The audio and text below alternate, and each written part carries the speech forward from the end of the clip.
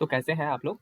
आशा करता हूँ आप लोग अच्छे होंगे। जैसा कि आप सब जानते हैं, मैंने current affairs for 70th BPSC में मीन्स 360 डिग्री नामक एक सीरीज की शुरुआत की है, जो कि मेरे यूट्यूब चैनल यूपीएससी स्कूल पे डेली अपलोड हो रहा है। आशा करता हूँ कि इन करंट अफेयर्स इनिशिएटिव से आप सभी को कुछ बेनिफिट ज़रूर होगा। तो आइए चलिए देखते हैं आज एक नई टॉपिक की ओर, जिसका नाम है यूनिफाइड पेंशन स्कीम। तो ये जो पेंशन स्कीम है वो रिसेंट में चर्चा में भी था, क्योंकि आफ्टर 2024 जनरल इलेक्शन गवर्नमेंट ने न्यू पेंशन स्कीम अनाउंस की थी with the name unified pension scheme.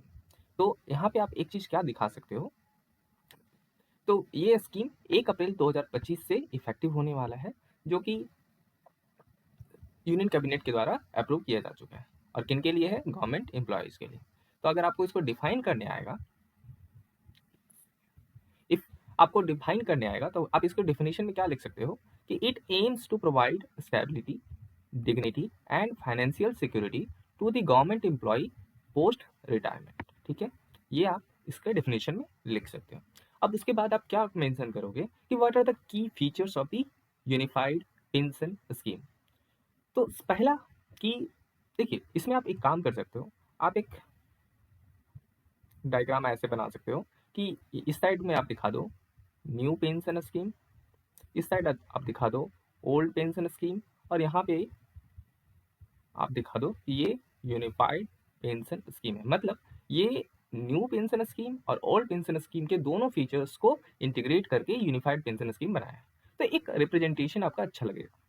तो ये बैलेंस्ड अप्रोच को लेके चलता है और कंबाइन करता है ओपीएस को, जो कि डिफाइन करता है बेनिफिट। अब ये डिफाइन करता है बेनिफिट और एक एनपीएस जो कि डिफाइन करता है कंट्रीब्यूशन, भाई दोनों में अंतर क्या है? तो ओल्ड पेंशन स्कीम जो है उसमें अगर मान लीजिए कि किसी गवर्नमेंट एम्प्लॉय की रिटायरमेंट हो रही है, तो उसमें पहले से ही बताया गया है कि आपके रिटायरमेंट के टाइम पे आपके लास्ट ड्रॉन सैलरी का आपको 50% ऑफ पेंशन दिया जाएगा। लेकिन ऐसा कोई प्रोविजन एनपीएस में नहीं था, और इसी से हमारे गवर्नमेंट एम्प्लॉयज़ को प्रॉब्लम थी। और ये बल्कि किस पे डिपेंड कर रहा था कि आप कितना कंट्रीब्यूट करते हो, फिर उसके बाद उसे मार्केट में थ्रू शेयर मार्केट्स डाला जाएगा, एंड उस पे जो बेनिफिट, उस पे जो प्रॉफिट वगैरह होंगे, उसकी वैल्यू बढ़ेंगी, उस कॉर्पस से फिर आपको पेंशन दिया जाएगा। तो यहाँ पे काफ़ी फ्लैक्चुएशंस थे। अब दूसरा क्या है? Contribution rates. गवर्नमेंट कंट्रीब्यूशन जो है वो रेज हो गया 18.5% ऑफ द बेसिक सैलरी, जबकि एम्प्लॉय कितना कंट्रीब्यूट करेंगे यूनिफाइड पेंशन स्कीम में? 10%। उसके बाद पहले एनपीएस जो कि 2004 में जब आया था, तो उसमें क्या था? डिफाइंड कंट्रीब्यूशन था। अब क्या किया गवर्नमेंट ने? ओपीएस का जो एक खूबी है उसको ले आने की कोशिश की है गवर्नमेंट ने। गवर्नमेंट ने कहा कि जो लोग 25 ईयर्स ऑफ सर्विस कर चुके हैं, कितना? 25 ईयर्स ऑफ सर्विस कर चुके हैं, उनको एक गारंटेड पेंशन मिलेगा, जो कि इक्वल टू होगा 50% of their average basic salary from their last year. और जो लोग 10 से 25 सालों की सर्विस कर चुके हैं, उनके पेंशन का अमाउंट उसके प्रपोर्शन में होगा। तो एक फॉर्मूला उसके लिए डिवाइज होगा। उसके बाद मान लीजिए कि किसी एम्प्लॉय की डेथ हो जाती है, तो पेंशन उनके वाइफ को या फिर उनके हस्बैंड को डिपेंड करता है, वो रिसीव करेंगे 60% ऑफ द एम्प्लॉयज पेंशन। तो एम्प्लॉय को जो पेंशन मिलने वाला था, तो उसका 60% स्पाउस को दिया जाएगा। मिनिमम पेंशन कितना है? मिनिमम तो आपको 10,000 जरूर मिलेगा अगर आपने 10 साल की सर्विस की है। तो यहाँ पे गवर्नमेंट ने एक तरीके से फिक्स करने की कोशिश की। उसके बाद इन्फ्लेशन एडजस्टमेंट भी होगा। अब ये जो इंडेक्स फॉर इंडस्ट्रियल वर्कर्स है सीपीआई का, तो ये एक चीज़ ध्यान रखिएगा कि ये लेबर ब्यूरो निकालती है, और इसी के बेसिस पे इन्फ्लेशन इंडेक्स करके, मतलब मान लीजिए कि इस साल 5% से इन्फ्लेशन बढ़ा, तो अब आपकी मनी की वैल्यू अगले साल 5% तो कम हो जाएगी। तो उस हिसाब से गवर्नमेंट क्या करेगी कि मान लीजिए अगर आपको इस बार 5,000 का पेंशन मिलने वाला है, तो नेक्स्ट ईयर आपको 5,000 प्लस उसका 5% आपको पेंशन दिया जाएगा। फिर लमसम पेमेंट क्या होता है? तो जो रिटायरमेंट के बाद हम लोग सुनते हैं ना कि उस गवर्नमेंट एम्प्लॉय को इतना अमाउंट मिला, एक बड़ा सा अमाउंट मिला, तो वो भी गवर्नमेंट ने क्या किया कि one time payment equal to 1/10 of monthly earning for every 6 months worked is provided at retirement.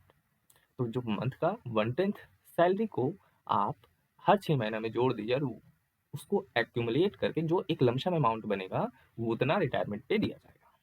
Eligibility कौन कौन है? जितने भी गवर्नमेंट एम्प्लॉय हैं सब यहाँ पे एलिजिबल है जो कि रिटायर कर रहे हैं under new pension scheme since 2004, और उनको ऑप्शन दिया जाएगा कि आप चाहे तो एनपीएस से यूपीएस की ओर आ जाए, लेकिन जब आप एनपीएस से यूपीएस की ओर आएंगे ये डिसीजन नॉन रिवर्सिबल होगा, मतलब आप इसको फिर बाद में चेंज नहीं कर सकते। दूसरा, स्टेट के लिए ये जो चॉइस है वो अडॉप्शन जो है ऑप्शनल है, आप चूज भी कर सकते हो नहीं भी कर सकते हो।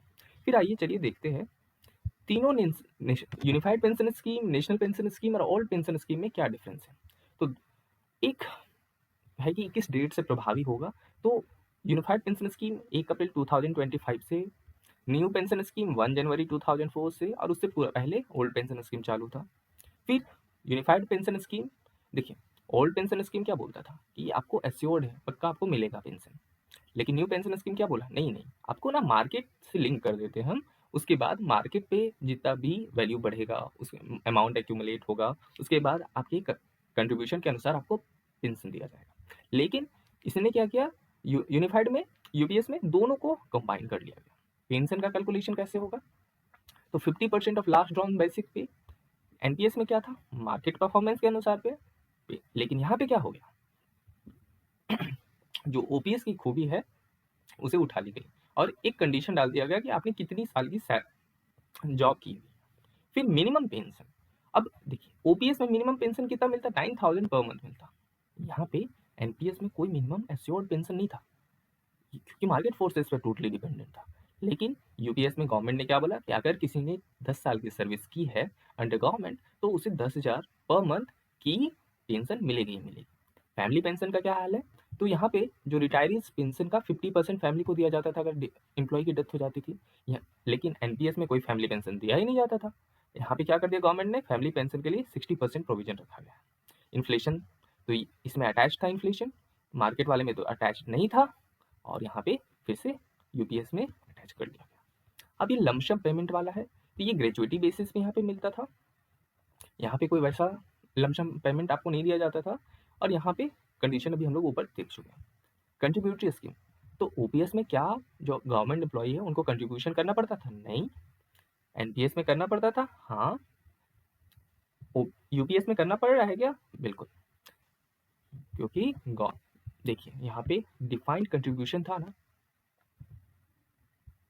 उसके बाद एनपीएस वात्सल्य नाम का एक और स्कीम गवर्नमेंट ने लॉन्च किया है फॉर माइनर्स, जो 18 साल से कम के बच्चे हैं ना, उसके नाम पे आप एक पेंशन स्कीम चालू कर सकते हैं। जब वो 18 साल का होगा वो ऑटोमेटिकली एक रेगुलर पेंशन अकाउंट में कन्वर्ट कर लिया जाएगा, जो कि चाइल्ड के फ्यूचर के लिए होगा, फाइनेंशियल फ्यूचर के लिए सिक्योरिटी उनसे मिलेगी, और अर्ली रिटायरमेंट सेविंग का फायदा भी मिलेगा। अब ये जो पेंशन वगैरह है उसे रेगुलेट कौन कर रही है, उस बॉडी का नाम है PFRDA, pension fund regulatory and development authority. ये जो एक्ट है 2014 में इनैक्ट किया गया था और under ministry of finance work करती है। ओके, इसमें एक चेयरमैन है जिसमें 6 मेंबर से ज़्यादा मेंबर्स नहीं हो सकते, और एनपीएस रेगुलेटेड होता है बाय पीएफआरडीए। अब देखिए हम लोगों ने देख लिया कि इसका बेनिफिट क्या क्या है, लेकिन क्या इस यूनिफाइड पेंशन स्कीम में कुछ लैक्यूना भी है क्या?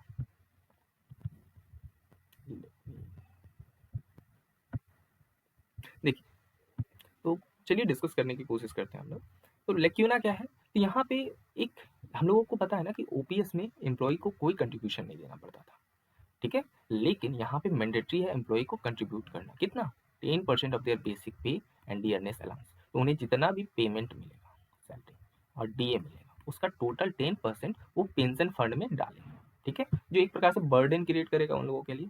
फिर इररिवोकेबल ऑप्शन, मतलब एक बार अगर जो एनपीएस वाले हैं वो यूपीएस पे शिफ्ट कर गया, ठीक है, तो फिर से वो यूपीएस से एनपीएस पे नहीं जा सकते, वो डिसीजन क्या है, फाइनल है। तो एक प्रकार से उनके रिकंसिडर या उनकी फ्लेक्सिबिलिटी को लिमिट कर रहे हैं।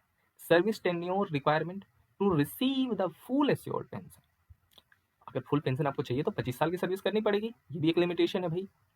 तो शॉर्टर सर्विस मान लीजिए 10 से 25 साल वाले, किसी का 24 साल की सर्विस रही तो उसे तो फुल पेमेंट तो नहीं मिलेगा ना। फिजिकल इम्प्लीकेशन, गवर्नमेंट का जो कंट्रीब्यूशन है पहले एनपीएस में कितना था 14%, यूपीएस में अब कितना हो जाएगा 18.5% अकॉर्डिंग टू द पॉलिसी। तो इससे क्या होगा, हमारी जो पब्लिक फाइनेंस है उस पर बर्डन क्रिएट होगा। तो हम लोगों को पता है कि गवर्नमेंट एक लार्ज अमाउंट अपने एम्प्लॉय के सैलरी और पेंशन पे खर्च करती है, तो ये एक बर्डन है, ठीक है। तो यहाँ पे हम लोग फिर यहाँ पे कंक्लूड कर सकते हैं कि दो वेल इंटेंडेड, मतलब गवर्नमेंट का इंटेंशन सही है, but government should keep the finances in check for better fiscal sustainability in the long run। तो ये बोल के आप इसे कंक्लूड कर सकते हैं। थैंक यू यहाँ तक बने रहने के लिए, और अगर आपको ये लेक्चर पसंद आया हो तो कृपया इसे अपने दोस्तों के साथ शेयर कीजिए। Once again a very thank you.